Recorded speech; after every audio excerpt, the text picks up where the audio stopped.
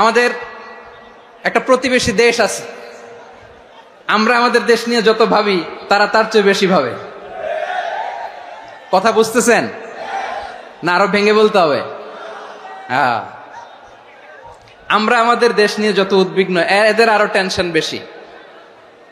বলেন, আমাদের দেশে শান্তি আছে না নাই? আমরা হিন্দু মুসলিমে কখনো দাঙ্গা লাগে?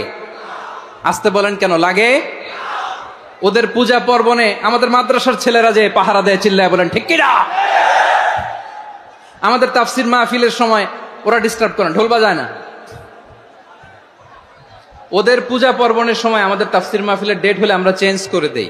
সুবহানাল্লাহ, কি সাম্প্রদায়িক সম্প্রীতির রোল মডেল। আর ওই বাংলাদেশের ব্যাপারে তারা অনেক ডিসইনফরমেশন ছড়াচ্ছিল। ভারতের অনেকগুলো গণমাধ্যম, আমি জেনারেলাইজ করব না, আমাদের প্রতিবেশী দেশের সব গণমাধ্যমকে আমি দোষ দিতে চাই না, অনেকগুলো গণমাধ্যম তারা ডিসইনফরমেশন শেয়ার করেছে। ডিসইনফরমেশন আর মিস ইনফরমেশনের পার্থক্য আছে। মিস ইনফরমেশন না জেনে ভুল বুঝে একটা মিথ্যা বা ভুল তথ্য ছড়িয়ে দেয়া, এটার ক্ষমা আছে, এটার কি আছে? আর ডিসইনফরমেশন মানে ইচ্ছা করে, প্ল্যান করে, ম্যাপ করে, ছক এঁকে মিথ্যা, গুজব, রটনা সোশ্যাল মিডিয়ায় ছড়ানো, এটার ক্ষমা আছে? আওয়াজ করে বলেন, ক্ষমা আছে? ভারতের কিছু গণমাধ্যম তাই করেছে। আমরা ব্যথিত হয়েছি, আমাদের হৃদয়ে রক্তক্ষরণ হয়েছে। আমাদের প্রতিবেশী দেশকে বলতে চাই, আমাদের দেশ নিয়ে আপনাদের ভাবার দরকার নাই, নিজের চরকায় তেল দেন, নিজের দেশ নিয়ে ভাবেন। গত মাসের ভয়েস অফ আমেরিকার রিপোর্ট, বাংলাদেশে সংখ্যালঘু জনগোষ্ঠী আগের চেয়ে বেশি নিরাপত্তা পাচ্ছে। Report voice of America, Muslim report নাকি? মুসলিম জরিপ, ভয়েস অফ আমেরিকা। কথা বোঝে নাই বোধহয়। ভয়েস অফ আমেরিকা কি আমাদের রিপোর্ট? না, ভয়েস অফ আমেরিকার জরিপ, বাংলাদেশের সংখ্যালঘু জনগোষ্ঠী আগের চেয়ে ভালো নিরাপত্তা পাচ্ছে। শুধু এখানেই শেষ না, মাইক্রোসফটের একটা জরিপ শোনায় আপনাদেরকে। তারা সারা পৃথিবীতে গুজব, ভুয়া আর মিথ্যা নিউজ ছড়ানোতে কোন দেশ সেরা একটা রিপোর্ট করেছে। এর মধ্যে 1 নম্বরে এসেছে ভারতের নাম। মাইক্রোসফট তো মুসলমানরা চালায় না? কথা বোঝে নাই বোধহয়। প্রতিবেশী দেশকে বলবো, আপনারা নিজের চরকায় তেল দেন, আপনারাও শান্তিতে থাকেন, আমাদেরকেও শান্তিতে থাকতে দেন। সব চেঞ্জ করা যায়, প্রতিবেশী চেঞ্জ করা যায় না। আমাদের ল্যান্ড তাদের ল্যান্ড, পাশাপাশি। আমরা চাই তারাও সুখে থাক, আমরাও সুখে থাকি, ঠিক কিনা? কিন্তু প্রতিবেশী হলে বন্ধুত্বপূর্ণ আচরণ করতে হয়।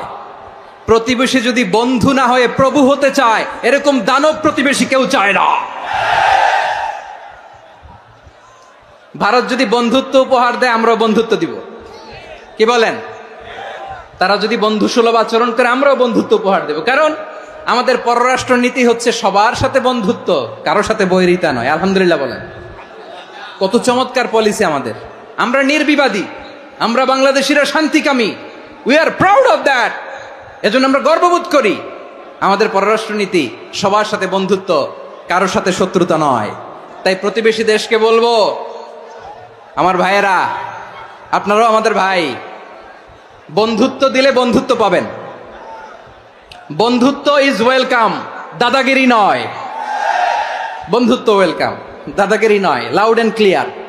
ভারত যদি বন্ধুত্ব দেখায়, বন্ধুত্ব পাবে। কিন্তু ভারত যদি বাংলাদেশে আধিপত্যবাদ বিস্তার করতে চায়, বাংলাদেশের 18 কোটি জনগণ সেটা রুখে দেবে। ভারত যদি গৌর গোবিন্দের ভূমিকায় নামতে চায়, দেশের 18 কোটি মুসলমান শাহজালালের ভূমিকায় নামবে।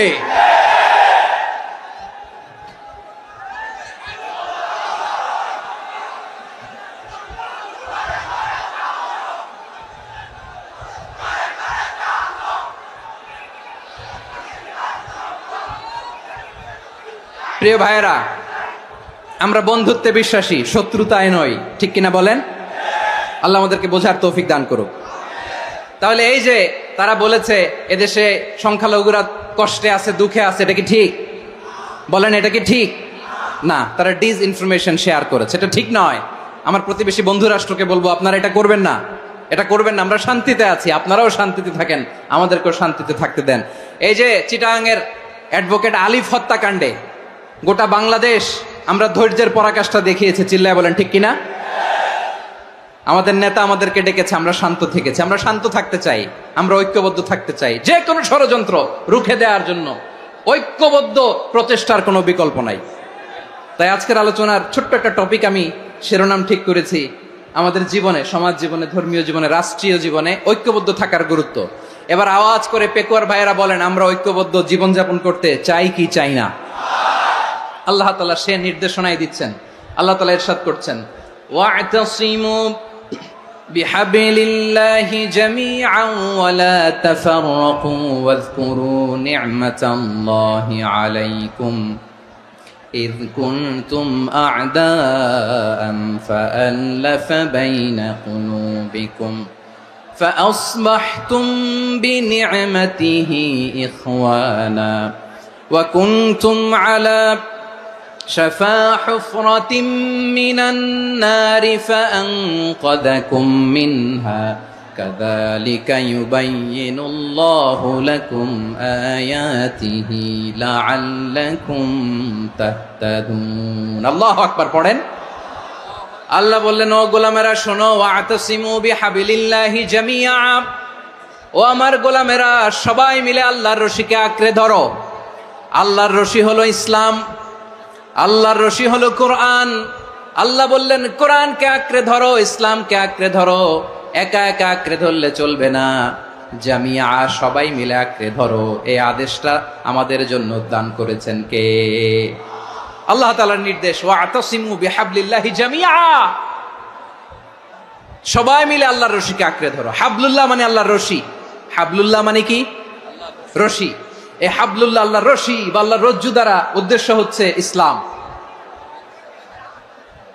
আল্লাহর রশি দ্বারা উদ্দেশ্য কি? তাফসিরে অনেক ব্যাখ্যা এসেছে। এরকম পরিস্থিতিতে তাফসিরের সূক্ষ্ম সূক্ষ্ম বিষয়গুলো আমরা শোনাতে চাই, কিন্তু পরিবেশ হয়ে ওঠে না। আল্লাহর রজ্জু বা আল্লাহর রশি দ্বারা উদ্দেশ্য হচ্ছে ইসলাম। আল্লাহর রজ্জু বা আল্লাহর রশি দ্বারা উদ্দেশ্য হচ্ছে কোরআন, কারণ কোরআন আমাদেরকে ঐক্যবদ্ধ করে, ইসলাম আমাদেরকে ঐক্যবদ্ধ করে। চিল্লায় বলেন ঠিক কিনা? এজন্য আল্লাহ বললেন, তোমরা আমার রশিকে আঁকড়ে ধরো, বিচ্ছিন্ন হয় না, আমার দেয়া নেয়ামতগুলো স্মরণ করো। যখন তোমরা ছিলে শত্রু, তোমাদের মধ্যে হৃদয়ে আমি আল্লাহ ভালোবাসা ঢেলে দিলাম, ফলে তোমরা সবাই ভাই ভাই হয়ে গেলে। তোমরা সবাই ছিলে জাহান্নামের কিনারায়, জ্বলন্ত অগ্নিকাণ্ডের পাশে। আমি আল্লাহ দয়া করে ঈমানের বদৌলতে তোমাদেরকে আগুন থেকে ফেরালাম। আমি আল্লাহ দয়া করে তোমাদেরকে জান্নাতের পথ দেখিয়ে দিলাম। সুবহানাল্লাহ পড়েন। এমন পথ দেখালাম যেই পথ তোমাদেরকে জান্নাতে নিয়ে যাবে, পথের দিশা তোমরা পাবে। লাআল্লাকুম তাহতাদুন। প্রিয় ভাইরা, তাহলে আমাদের যে ঐক্যবদ্ধ থাকতে হবে, এই নির্দেশটা কার? নাকি মন মতো আমি বানায় বলতেছি? আওয়াজ করে বলুন, নির্দেশটা কার? আল্লাহ। তাহলে আমাদেরকে ঐক্যবদ্ধ জীবন যাপন করতে হবে। প্রিয় ভাইরা, ইসলাম আমাদেরকে ঐক্যবদ্ধ করে। ইসলাম আমাদেরকে কি করে? সংঘবদ্ধ করে, ঐক্যবদ্ধ করে। বিচ্ছিন্ন হওয়া যাবে না। বিরোধ, বিচ্ছিন্নতা, মতানৈক্য, এগুলো আমাদেরকে ধ্বংস করে, আমাদেরকে দুর্বল করে। আর আমাদের ঐক্যবদ্ধ প্রচেষ্টা আমাদেরকে বিজয়ের দিকে এক ধাপ এগিয়ে নেয়। চিল্লায় বলেন ঠিক কিনা? এজন্য আল্লাহ বললেন, ওয়া'তাসিমু বিহাবলিল্লাহি জামিআ, তোমরা আল্লাহর রশিকে আঁকড়ে ধরো, তোমরা ঐক্যবদ্ধ জীবন যাপন করো, তোমরা বিচ্ছিন্ন হয়েও না। বিচ্ছিন্ন হইলে লস, ঐক্যবদ্ধ হলে সেখানে কল্যাণ আছে না নাই? মাইকে কি সমস্যা হয়েছে কোনো? হ্যাঁ, এবার ঠিক আছে। প্রিয় ভাইয়েরা, শেষ করে দেই না তাইলে?